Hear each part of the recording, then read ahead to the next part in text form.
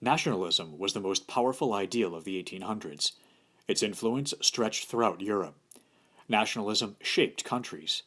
It also upset the balance of power set up at the Congress of Vienna in 1815 and affected the lives of millions. Nationalism during the 1800s fueled efforts to build nation states. Nationalists were not loyal to kings, but to their people, to those who shared common bonds. These bonds might include a common history, culture, worldview, or language. Nationalists believed that people of a single nationality or ancestry should unite under a single government. People would then identify with their government to create a united nation state. Nationalism could work as a force for both disunity and unity. Nationalist movements were capable of tearing apart long established empires, but they could also create new, unified nation states. Those who wanted to restore the old order from before the French Revolution saw nationalism as a force for disunity. The kingdoms and empires of the old order often ruled over a variety of ethnic groups. Conservatives of the old order reasoned that if each ethnic group wanted its own state, empires would split and crumble. Some rulers, however, began to see that nationalism could also unify masses of people. The rulers of Europe had seen how the nationalist spirit inspired French citizen armies to conquer the armies of other European powers. Authoritarian rulers soon began to use nationalist feelings for their own purposes. They built nation states in areas where they remained firmly in control. As a result, during the 1800s, nationalism worked as a force for disunity, shaking centuries-old empires. But it also worked as a force for unity. It gave rise to the nation state that is basic to our world today. Three aging empires, the Austrian Empire of the Habsburgs, the Russian Empire of the Romanovs, and the Ottoman Empire of the Turks, were a jumble of ethnic groups. After all, territory and peoples had for centuries been pawns in a political chess game for these empires. Land and ethnic groups moved back and forth, depending on victories or defeats in war and on royal marriages. When nationalism emerged in the 19th century, ethnic unrest threatened and eventually toppled these empires. By the 1800s, the Habsburg family had ruled the Austrian Empire for centuries. Their empire brought together many different ethnic groups, including Hungarians, Germans, Czechs, Slovaks, Croats, Poles, Serbs, Slavs, and Italians. With different languages and traditions, it was very hard to rule over and unite these groups. In 1866, Prussia defeated Austria in the Seven Weeks' War. This loss ended Austria's dominance of Germany and paved the way for the Hungarians, the second largest ethnic group in the empire, to pressure the Austrian government for more power within the empire. Emperor Francis Joseph I agreed to the Compromise of 1867. This treaty split the empire in half, making Austria and Hungary independent states, with himself as ruler of both. After this, the empire became known as the Austro-Hungarian Empire.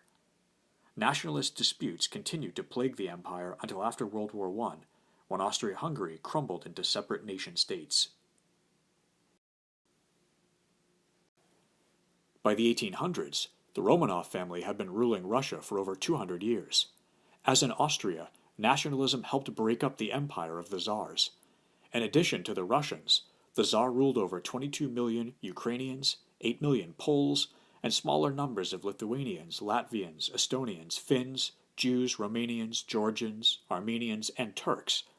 Each group had its own culture.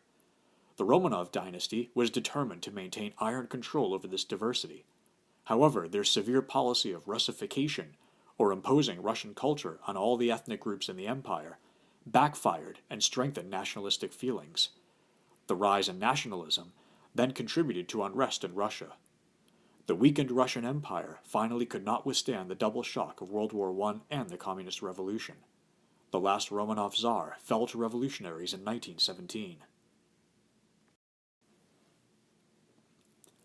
The Ottoman Empire was based in modern-day Turkey, but ruled many ethnic groups, including Greeks, Slavs, Arabs, Bulgarians, and Armenians. By the 1800s, its government was plagued by corruption and weak leadership. In 1856, under pressure from the British and the French, the Ottomans issued reforms to grant equal citizenship to all the people under their rule. That measure, however, angered conservative Turks. who wanted no change in the situation and caused tensions in the empire. For example, in response to nationalism in Armenia, the Ottomans carried out massacres and deportations of Christian Armenians in 1894 to 1896, and again in 1915 during World War I. Like Austria-Hungary, the Ottoman Empire broke apart due to nationalistic tensions soon after World War I. While nationalism destroyed old empires, it also built new nations. Italy was one of the countries to form from the territory of crumbling empires. After the Congress of Vienna in 1815, Austria ruled the Italian provinces of Venetia and Lombardy in the north, along with several small states. In the south, the Spanish Bourbon family ruled the Kingdom of the Two Sicilies. Nevertheless, between 1815 and 1848, increasing numbers of Italians were no longer content to live under foreign rulers. In 1832, an idealistic 26-year-old Italian named Giuseppe Mazzini organized a nationalist group called Young Italy. The group's goal was to promote Italian unification. No one older than 40 was allowed to join. Mazzini believed that nation-states were the best hope for social justice, democracy, and peace in Europe. During the violent year of 1848, revolts broke out in several states on the Italian peninsula. Mazzini took advantage of the situation to launch a revolt in Rome, where he briefly established a republican government. However, the 1848 rebellions failed in Italy as they did elsewhere in Europe. French and Austrian troops marched into Italy and drove the nationalist revolutionaries from power. Mazzini and other nationalist leaders fled into exile.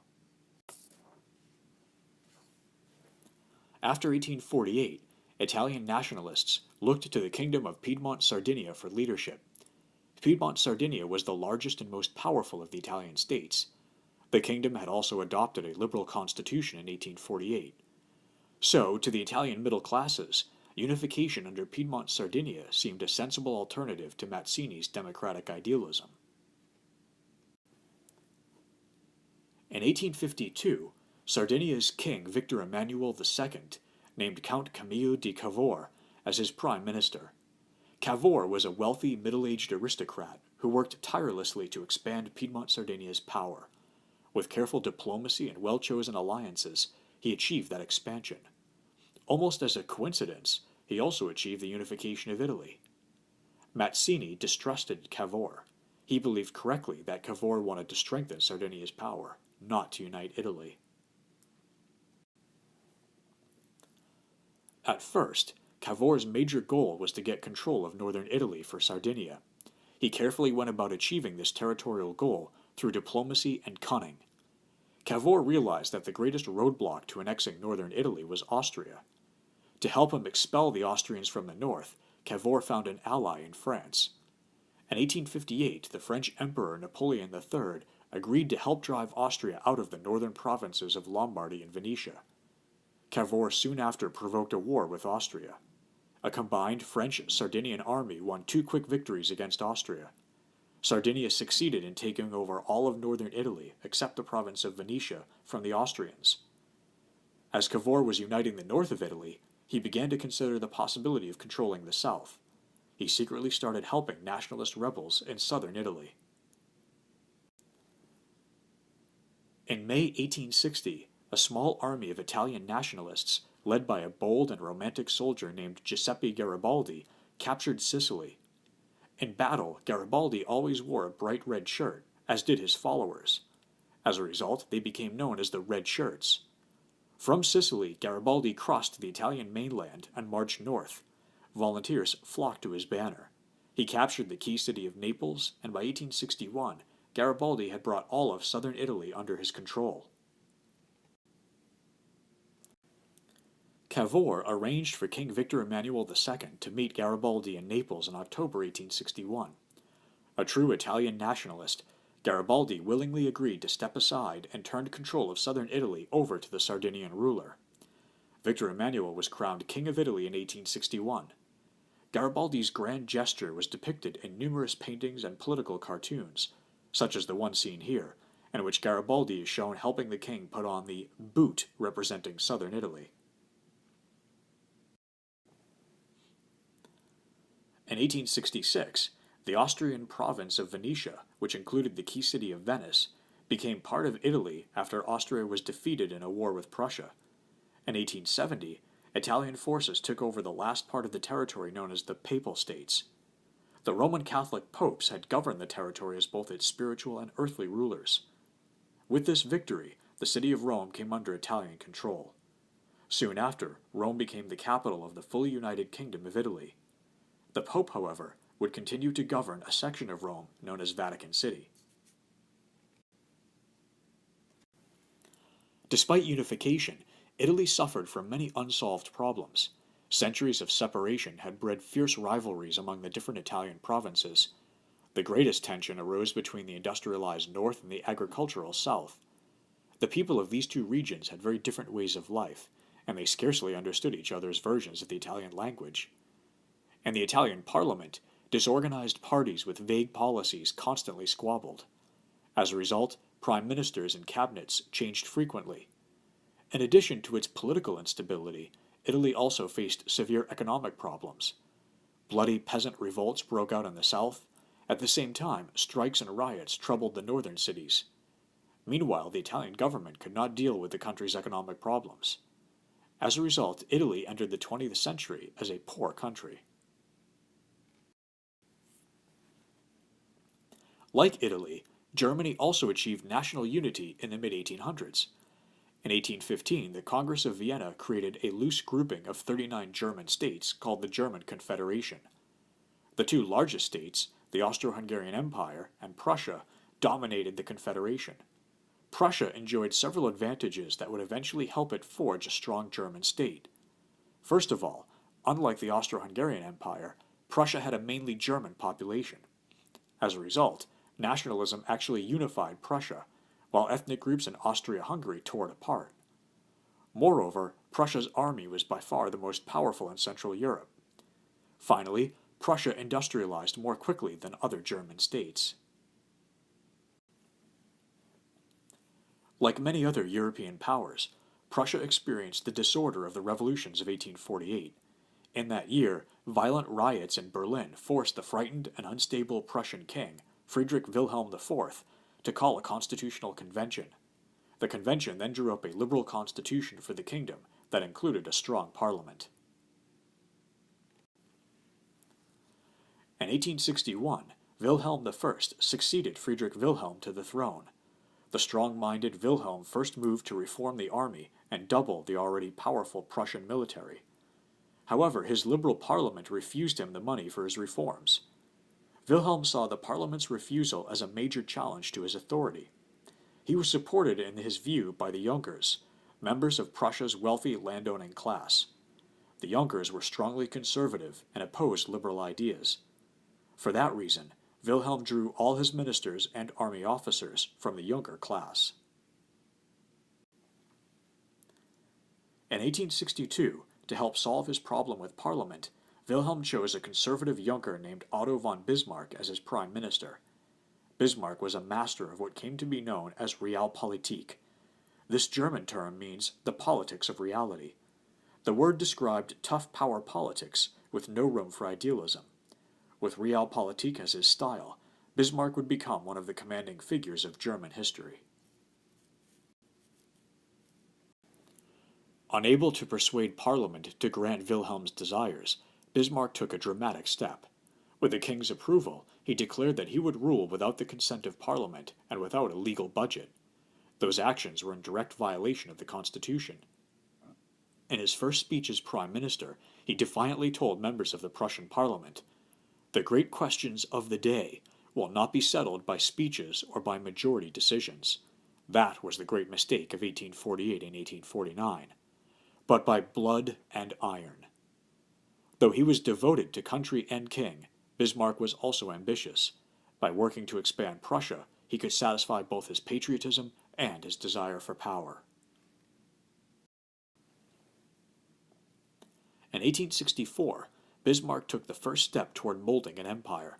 He formed an alliance between Prussia and Austria. They then went to war against Denmark to win two border provinces, Schleswig and Holstein. The quick victory increased national pride among Prussians. It also won new respect from other Germans and lent support for Prussia as head of a unified Germany. After the victory, Prussia governed Schleswig, while Austria controlled Holstein. Bismarck suspected that this arrangement would soon lead to friction between the two powers, and such tensions would suit his plans perfectly. To disable his powerful rival Austria, Bismarck purposely stirred up border conflicts with Austria over Schleswig and Holstein. The tensions provoked Austria into declaring war on Prussia in 1866. This conflict became known as the 7 Weeks' War. As the name suggests, the war ended very quickly. The Prussians used their superior training and equipment to win a smashing victory that humiliated Austria. The Austrians lost the region of Venetia, which was given to Italy. They also had to accept Prussian annexation of yet more German territory. With its victory in the 7 Weeks' War, Prussia took control of northern Germany. For the first time, the eastern and western parts of the Prussian kingdom were joined. In 1867, the remaining states of the north joined a North German Confederation, which Prussia dominated completely. By 1867, only a few southern German states remained independent of Prussia. The majority of southern Germans were Catholics and resisted domination by a Protestant Prussia. However, Bismarck felt he could win the support of Southerners if they faced a threat from outside.